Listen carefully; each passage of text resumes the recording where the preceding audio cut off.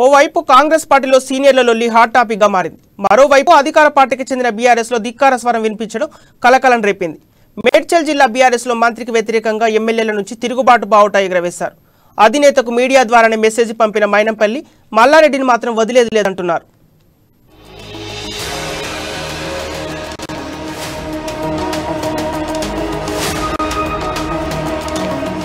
BRS లో అసమ్మతి రాగం. హాట్ టాపిక్ గా మల్కాజ్గిరి జిల్లా ఎమ్మెల్యేల మీటింగ్. కేడర్ అసంతృప్తిపై ఎమ్మెల్యేల అసంతృప్తి. పదవులు ఇచ్చిన వారికే వస్తున్నాయని ఆరోపణ.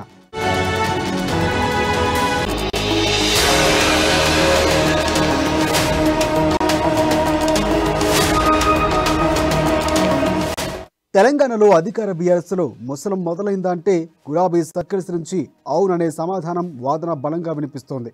8 ఏళ్లుగా చిన్న చిన్న అలకలు మినహా ఎక్కడా పెద్దగా అసమ్మతి బీఆర్ఎస్లో కనిపించలేదు. అసమ్మతి రాగం వినిపించిన అధినేత అలర్ట్ అయి అందరినీ సముదాయించారు. అలాగే ఒకరిద్దరు నేతలు పార్టీని విడారు. పెద్ద ఘటన అంటే ఈటెల రాజేందర్ను మంత్రివర్గం నుంచి బర్తరఫ్ చేసి పార్టీ నుంచి బయటకు పంపించేయడమే. తాజా పరిణామాలు చూస్తూ ఉంటే బీఆర్ఎస్ అధినేతపై ఎమ్మెల్యేలు నాయకులు తిరుగుబాటు చేసే సూచనలు కనిపిస్తున్నాయని విశ్లేషకులు భావిస్తున్నారు.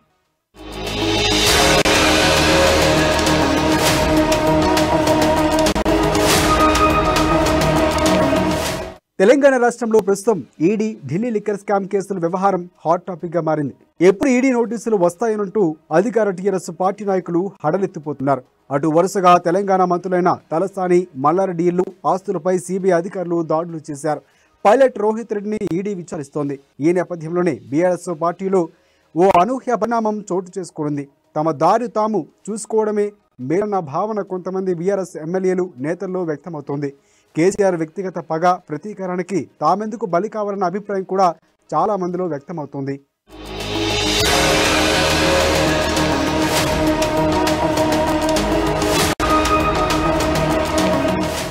మేడ్చల్ మల్కాజ్గిరి జిల్లాలో గులాబీ రెక్కల్లో లుకలుకలు మొదలయ్యాయి. మొన్నటి వరకు పాలు నీళ్ళలా కలిసిన వారు ఇప్పుడు నిప్పు ఉప్పులా మారారు. మల్కాజ్గిరిలో 4 టీఆర్ఎస్ ఎమ్మెల్యేలు రహస్యంగా భేటీ అయ్యారు.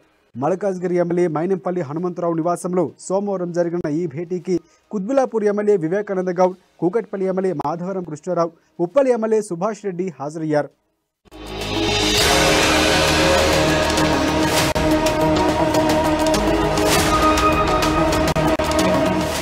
మరోవైపు ఈ భేటీ తాము మంత్రి మల్లారెడ్డికి వ్యతిరేకంగానే ఏర్పాటు చేశామని ఎమ్మెల్యే మైనంపల్లి హనుమంతరావు సూటిగానే కామెంట్ చేయడం ఇప్పుడు చర్చనీయాంశంగా మారింది. నిజానికి బీఆర్ఎస్లో అసంతృప్తి జ్వాలలు అంతా ఈజీగా బయటికి రావు.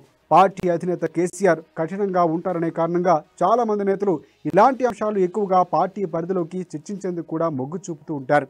అయితే సోమవారం జరిగిన గ్రేటర్ ఎమ్మెల్యేల భేటీ మాత్రం బీఆర్ఎస్లో ఇప్పుడు హాట్ టాపిక్ గా మారింది. మీరు ఒకటి ఏంటంటే పర్సనల్ రిక్వెస్ట్, ఇది డెమోక్రసీ రైట్. డెమోక్రసీలో చాలా మంది ఏంటంటే బ్యాక్ లా వెనక మాట్లాడతారు, వెనక చేస్తారు. మా పద్ధతి అది కాదు. ఏదైనా ఓపెన్ గా మాట్లాడాలి. కార్యకర్తల గురించి మాట్లాడినాం. ఇలా మల్లారెడ్డి గారు చెప్పిరని చెప్పారు ఇప్పుడే. ఏమని హనుమంతరావు మా బ్రదరే మేము పిలుస్తూ వస్తుండే అని. మరి మమ్మల్ని పిలిచి పదవులు ఇవ్వాలి కదా. మమ్మల్ని పిలవకుండా డిక్లేర్ చేసుకుంటే మరి మా కార్యకర్తలకు మేము జవాబుదారితనం ఉందా లేదా? మా కార్యకర్తల భవిష్యత్తు కోసమే ఈ సమావేశమైనట్లు ఎమ్మెల్యే మైనంపల్లి తెలిపారు.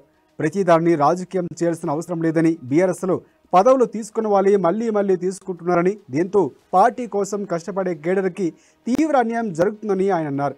కార్యకర్తల భవిష్యత్తు గురించి ఆలోచించడానికి ఈ భేటీ నిర్వహించినట్లు తెలిపారు. కష్టపడే కార్యకర్తలకు న్యాయం జరగనప్పుడు ఎవరో ఒకరు మాట్లాడాలని, అప్పుడే విషయం అధిష్టానం దృష్టికి వెళ్తుందన్నారు. ఈ ప్రజాస్వామ్యంలో మాట్లాడకపోతే ఎలా అని మైనంపల్లి ప్రశ్నించారు. మేము వద్దన్న వ్యక్తులకు పదవులు ఇచ్చేస్తున్నారని, కష్టపడుతున్న కేడర్కి అన్యాయం జరుగుతుందని అన్నారు. ఇప్పుడు గ్రంథాలయ చైర్మన్ ఆల్రెడీ సెకండ్ టైం తీసుకుంటారు. మేము కూడా one of the part of Medchal district కదా. మరి మాకు కూడా అవకాశం రాలేదు, సింగిల్ అవకాశం రాలేదు. ఇవన్నీ ఎందుకు చెప్తా ఉన్నానంటే మళ్ళీ అది కూడా సేమ్ టైం ఏంటంటే పదవులు తీసుకున్న వాళ్ళే తీసుకుంటున్నారు. ఉన్న వాళ్ళకే 3 పదవులు, 4 పదవులు ఉన్నాయి. మరి క్యాడర్ ఎక్కడ పోవాలి? ఎందుకంటే టీఆర్ఎస్ పార్టీ చాలా పటిష్టమైన జబర్దస్త్ ఎక్సలెంట్ క్యాడర్ ఉంది మా దగ్గర. మంచి కార్యకర్తలు ఉన్నారు. వాళ్ళు డిసప్పాయింట్ అయితే ఎట్లా? వాళ్ళ డిసప్పాయింట్మెంట్ కోసం మాట్లాడుతున్నాం తప్ప ఇంకొకటి మా పర్సనల్ ఏం లేదు. దీంట్లో రాజకీయం చేసి ఎవరి గురించి అంటే ఇప్పుడు మా కొడుకు గురించి అని తీసిరా. కొడుకు గురించి నేనే లేదు ఇక్కడ. కొడుకు వెనుకబడి ఉండి వాడు డమ్మి ఉంటే తీసుకొచ్చిన వాన్ కెపాసిటీ అనుకుంది. Is capable of doing anything. నా సపోర్ట్ అవసరమే లేదు. I swear. నాతో ఏ ప్రోగ్రామ్ సింగిల్ ప్రోగ్రామ్ నాతో కలిసి అటెండ్ చేయలేదు. మన ఓన్ గా చేసుకుంటాడు. ఈజ్ అ మేజర్ మెడిసిన్ అయిపోయింది అని ఇష్టము, దానికి రాజకీయం దీనికి పొత్తు పెట్టడం అవసరమే లేదు. ఈజ్ అ సోషల్ వర్కర్, ఆయన కెపాసిటీ ఉంటే తెచ్చుకుంటాడు, చేత కాకపోతే నేనేం చేస్తా, నాది నాకే ఆయనది ఆయనకే. అమెరికనైజ్డ్ ఉండాలి, ప్రతిదానికి రాజకీయం చేయడం అవసరం లేదని చెప్పి కూడా నేను ఇతరులకు విజ్ఞప్తి చేస్తున్నా.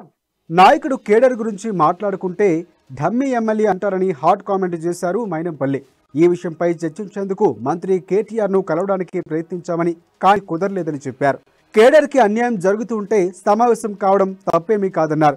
కొందరు మూర్ఖులు చేసిన పనుల వల్ల పార్టీ డ్యామేజ్ అవుతుందని, ఆ వ్యవస్థలో మార్పులు రావాలని కోరుకుంటున్నామని తెలిపారు. మంత్రి మల్లారెడ్డి వల్లే ఈ పరిస్థితి వచ్చిందని ఆరోపించారు. దీంతో కేడర్లో విశ్వసనీయత పోతుందని, అది ఎప్పటికైనా ప్రమాదమేనని హెచ్చరించారు. ఈ విషయంపై మీడియా ద్వారా సీఎం కేసీఆర్కు మెసేజ్ ఇస్తున్నామని తెలిపారు. పార్టీ కోసం కష్టపడిన వారిని అధిష్టానం గుర్తించాలని కోరారు. మీడియా అంటే ఫ్యామిలీ, మీరు ఒక పార్ట్ కదా. ఇప్పుడు మా ఇంట్లోకి వెళ్ళి మీడియాలు ఉండొచ్చు, మా ఇంట్లోకి వెళ్ళి ఎలక్ట్రిసిటీ డిపార్ట్మెంట్ ఉంటారు. డిపార్ట్మెంట్ ఎందుకంటాం, మీడియాను ఎందుకంటాం. మీడియాదేం తప్పుపట్టలేదు, కానీ దీన్ని మీడియాను మా ఇంటికి పంపించింది 100% ఇద్దరున్నారు. ఆ ఇద్దరిలో ఒకరు, అది వాళ్ళకి తెలుసు. గుండె మీద చేసుకుని ఆత్మ పరిశీలన చేసుకోవాలా.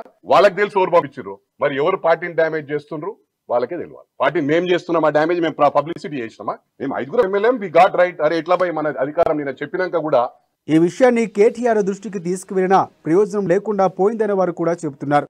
దీంతో ఈ ఎమ్మెల్యేలు లేవనెత్తిన విషయాన్ని పరిష్కరించడంలో ఆ పార్టీ ముఖ్య నేత మంత్రి కేటీఆర్ సరిగ్గా వ్యవహరించలేదేమోనంటే చర్చ కూడా ఇప్పుడు మొదలవుతోంది. మరోవైపు తాజాగా వ్యవహారం పెద్దది కావడంతో దీనిపై బీఆర్ఎస్ నాయకత్వం ఏ రకంగా ముందుకు సాగుతుందన్నది ఇప్పుడు ఆసక్తికరంగా మారింది.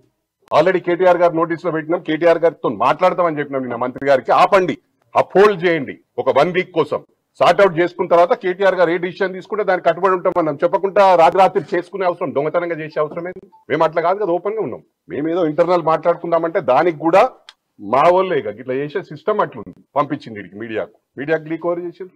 మేము చేయలే కదా leak, I swear on God. మాకు అవసరం లేదు కదా అట్లా.